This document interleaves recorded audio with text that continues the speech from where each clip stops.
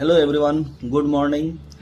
আজকের এই বিশেষ দিনে সকল স্বেচ্ছা রক্তদাতাদেরকে জানাই আমার মন থেকে শ্রদ্ধা ও ভালোবাসা।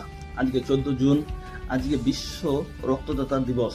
আপনাদের দান করা এক ফোঁটা রক্ত কেবল একটি প্রাণ বাঁচায় না, বাঁচায় একটি নতুন পরিবারকে নতুন করে বেঁচে থাকার স্বপ্ন দেখা। যারা এই মহৎ কাজটি করে চলেছে বিনা অর্থে, বিনা প্রতিদানে, তারাই হচ্ছে এই দেশের আসল মহানায়ক। আমরা যে রক্তদান করে থাকি সেই রক্ত কিন্তু কয়েক মাসের মধ্যে আমাদের শরীরে আবার যোগান হয়ে যাবে। যেই রক্তদান আপনি করে দিলেন সেই রক্তটা বাঁচাতে পারে কিছু মানুষের জীবন, কিছু প্রয়োজনীয় মানুষের নতুন করে বেঁচে থাকার আবার আশা দিতে পারে। রক্তদান করার জন্য না বিশেষ কোনো দিনের প্রয়োজন হয় না, রক্তদান করার জন্য একটা মানবিক মনের বাস প্রয়োজন হয়। আমরা অনেক সময় দেখে থাকি আমাদের বিয়েতে আমরা 300 জন 400 জন বরযাত্রী নিয়ে যায়, কিন্তু যখন হসপিটালে সেই মহিলাটাই যার বিয়ে হয়েছে সেই মহিলাটা যখন গর্ভ অবস্থায় ভর্তি থাকে এবং রক্তের ব্লাডের প্রয়োজন হয় না, তখন রক্ত দেওয়ার জন্য একজন বন্ধু খুঁজে পাওয়া যায় না। আমাদের সমাজে অনেক মানুষই রক্ত দিতে ভয় পান। আসলে রক্ত কিন্তু আমাদের প্রতিদিনই রক্তের মৃত্যু হয়, আবার রক্ত জন্ম হয়।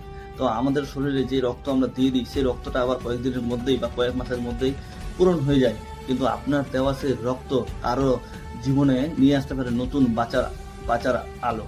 আমাদের গ্রামেও আমার যে সহপাঠীরা আছে, আমার যে বন্ধুরা আছে, অনেকে রক্ত দেয়। আমিও রক্ত দিয়েছি, 2 থেকে 3-4 বার রক্ত দিয়েছি আমি। তো রক্ত দেওয়া একটা খুব মহৎ কাজ, একটা ভালো কাজ। তো অবশ্যই আপনারা রক্ত দিবেন। যখন বিপদ আসে না, যখন নিজের পরিবারের বিপদ আসে, তখনই বোঝা যায় যে রক্ত গুরুত্ব কতটা। অনেক সময় আমাদের কাছে অনেক অর্থ, অনেক ক্ষমতা থাকা সত্ত্বেও আমরা আমাদের পরিবারের কারোর জীবন বাঁচাতে পারি না, রক্তের অভাবে মারা যায়। কিন্তু রক্তর গুরুত্বপূর্ণ এখানে বুঝতে হবে। রক্ত, আপনি হয়তো রক্ত দিতে যাচ্ছেন না, তো আপনার বিপদে কেউ রক্ত দিবে, আপনাকেও এগিয়ে আসতে হবে, রক্ত দিতে হবে।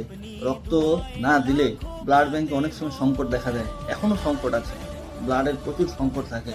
তো রক্তদান করুন এবং জীবন বাঁচান। আমাদেরকে সবাইকে একে অপরের পাশে দাঁড়াতে হবে। আমার পরিবারের যখন বিপদ এসেছে কেউ রক্ত দিয়েছে, তো আমাকেও কারো পরিবারের যখন বিপদ আসবে তখন রক্ত দেওয়ার জন্য প্রস্তুত থাকতে হবে।